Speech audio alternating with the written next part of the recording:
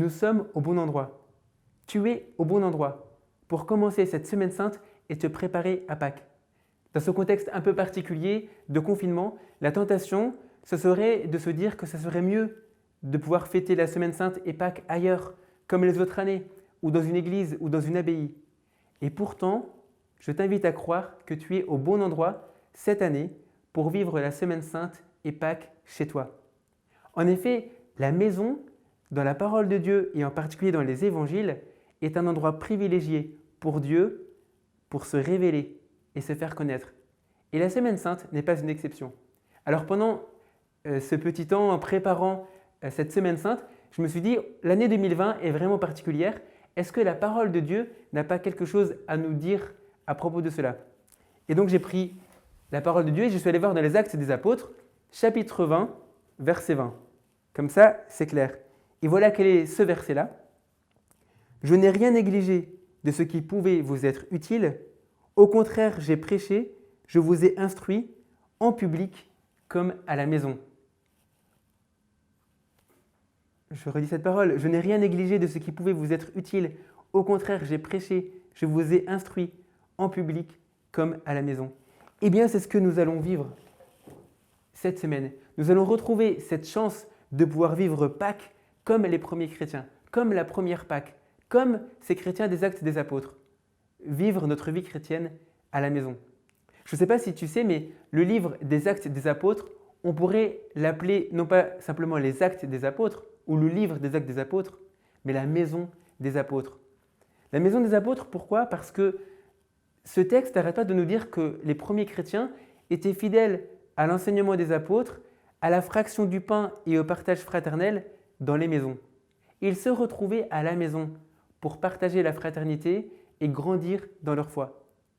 Et ce n'est pas seulement quelque chose dans les Actes des Apôtres, c'est que Jésus aussi, quand on lit les évangiles, fait une grande partie de son ministère dans les maisons.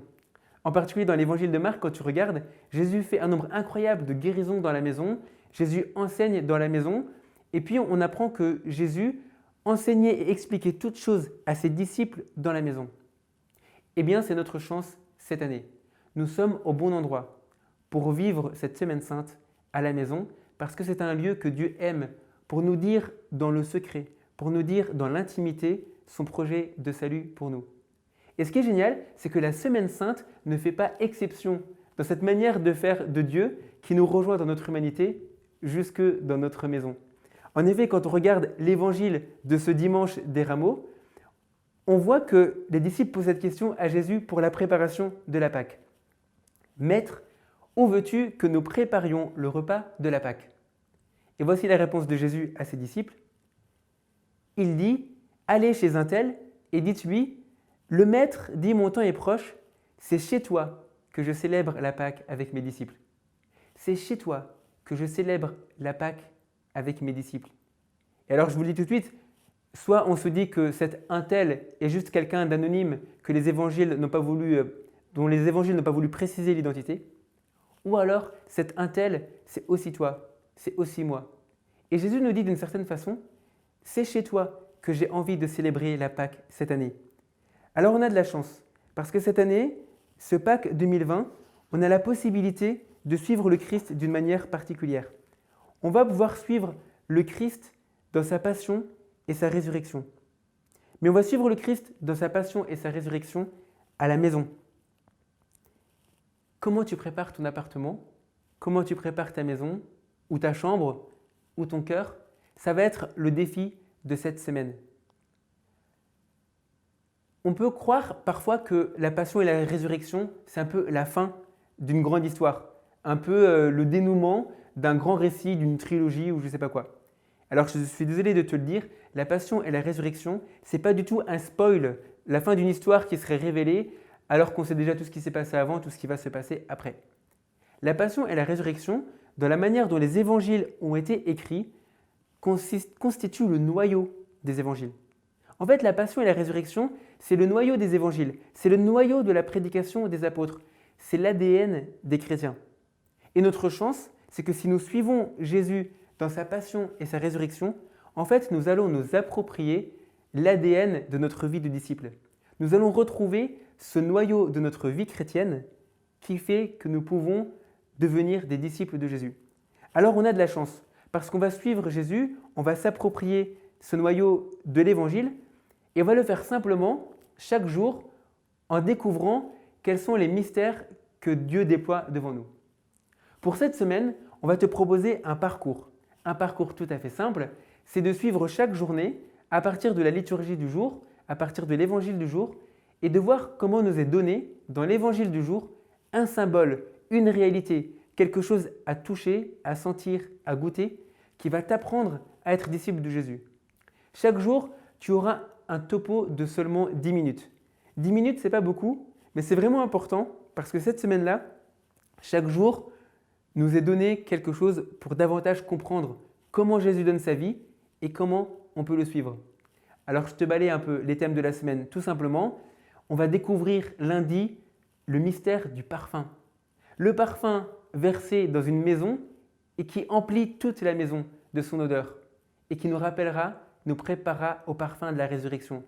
Il y a la question de la trahison de Judas et du désir de Pierre. On va découvrir la différence ou les points communs entre le sacrifice de Jésus et le sacrifice de l'agneau.